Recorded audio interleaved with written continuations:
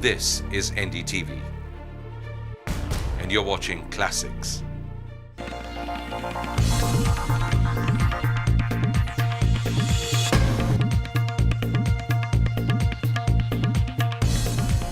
Hello and welcome to Walk the Talk. I am Shekhar Gupta. Today my guest is an unusual holy man.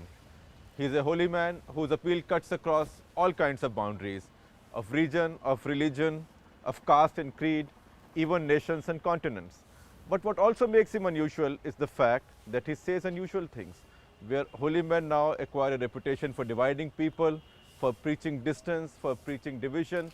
Here is somebody who talks about reconciliation, who talks about solutions.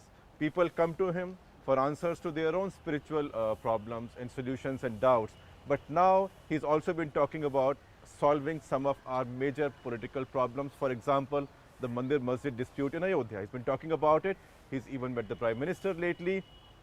He has many ideas, not just on Mandir and the Masjid, but generally on how to bring the communities, people together. To talk more about this, I am now joined by who else but Shri Ravi Shankar ji.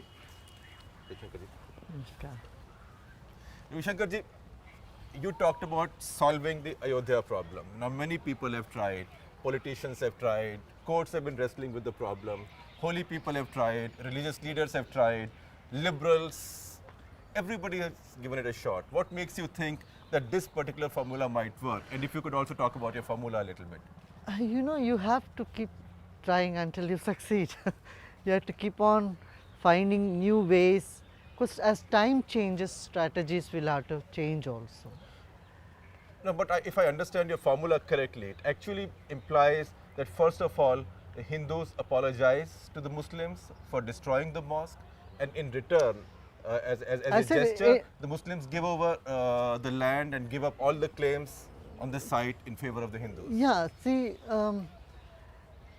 it's quite but a nature of civilized person to say, I'm sorry if you are hurt by any of my deeds or words. You know, asking for an apology is not anything that would take away one's self-respect. In fact, it enhances one's self-respect. And at the same time, if there is a give and take tendency between both the communities, it can do wonders. But is a give and take spirit possible? There's been so much distance, so much bitterness, riots, destruction of an old mosque, anger after that. It's now become such a big political issue, among the Hindus as well as the Muslims, and particularly people who led the movement for the construction of the temple, or before that for the destruction of the mosque. You really think they'll come forward and apologize? You know, this has to come from both sides. See, from this country has suffered a lot from the beginning, from many years now, before under Aurangzeb, and then after Mughals, and then from our own caste and creed divisions. So we have to now find out a solution where we bring people together, and court is not going to bring people together at all. So we need why to. do you say so? Because we've been banking on the courts to solve this for a long time now. See, in the court, whoever wins is really a loser. How do you say so? Because you win in the court, but you lose the goodwill of the other community. Even if something is left, that will also be lost. But if you give the place to the Hindus, and then the Hindus come closer to Muslims also, then there is a tremendous goodwill that can be generated between the communities. So what you think is that that an issue that's been dividing people could actually bring them together? Bring them together if we do it out of court settlement. You see, an out-of-court settlement, I don't know, because the reason the government has thrown this in the Supreme Court is simply that nobody seems to have the courage to handle this. Yeah. And nobody wants to face this issue head on. So might as well leave it to the courts. The courts take their own sweet time in India. And maybe they will decide, maybe they will not decide. But really, unless there is religious leadership on both sides, or political leadership that sits down and talks, how can such a solution be implemented? Who is going to tell Hindu organizations that this is the way to go? Who is going to talk to the Muslims and say, look, if the Hindus actually come up with this, settle with them. You know, this will have long-term You know, benefits it has for you to and be the a nation. collective effort. It cannot be an overnight thing, you know, when people start thinking and talking these terms Right. of truth and reconciliation, coming together and, you know, not just going on with theories and philosophies which are not so practical today's life. You know, as times are changing, and I think people have to revise their strategies. You know, you talk about what is practical and what is modern and what is plausible and what is pragmatic. I mean, we are standing in Rishikesh on the banks of the Ganga. You know, people don't come here with ideas that are practical or plausible or which are modern, or you know, people come to these ghats out of sheer faith. You know, they don't question history, they don't question archaeology, they don't talk about what's today's wisdom and what's good for tomorrow. They come here because they inherited something in the past, Right. and they treat that as Faith, faith and faith, carry on. faith, yeah. And you know, faith is not opposed to pragmatism. Faith is not opposed to science at all. You know, faith very well goes with our scientific temperament as well. But In how- fact, there are what I would call as the scientific dogmas sometimes.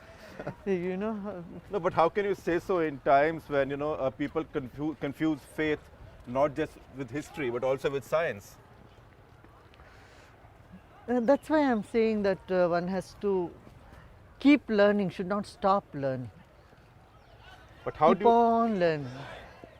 how do you ensure that when people say, look, this is history because I believed it, you know, and people say something happened on the banks of this river a million years ago. Yeah. Now, if an archaeologist or historian may turn around and tell you, but nothing happened here a million years ago. But you don't want to believe it because it's your faith. And You now know, you have a if- situation where people are confusing faith with science. So they say anything that was to be discovered was discovered. A Hindu might say in Vedic times. A Muslim might say all the wisdom that's there, scientific or otherwise, is there in the Quran. So how do you take people back to thinking in modern terms? They should have a comparative study of all different faiths and religion in the world. You know, if everybody learns a little bit about every other religion, then there is an open-mindedness comes. Because once we keep that open-mindedness and ability to probe the truth, the quest of truth, that spiritual arena, you know, when spirituality is something But which see, can unite people. Can you do this in a religious paradigm? You know, in religious parameters. You know, when you come from a holy mindset, a religious mindset, can you then be rational, and can you then appreciate what the other faith is saying? Absolutely possible, and that's the beauty of this country.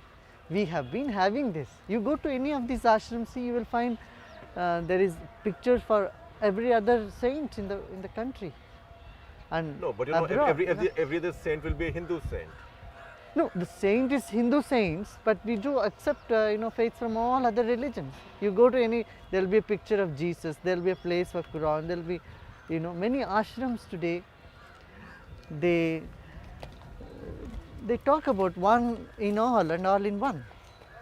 So this concept of But that's Vasudhaiva Kutumbakam has been in this No, country. Vasudhaiva Kutumbakam is all the world is a family. Is a family. Now that's now become a slogan. Everybody talks about it. Who practices it? I think we need not lose that hope because it's already in our genes, in our whole thing here. We are doing it. I think people are realizing it everywhere else in the world also. There is more interfaith dialogues all over the world. Wherever you go, intercultural, interfaith dialogues are happening.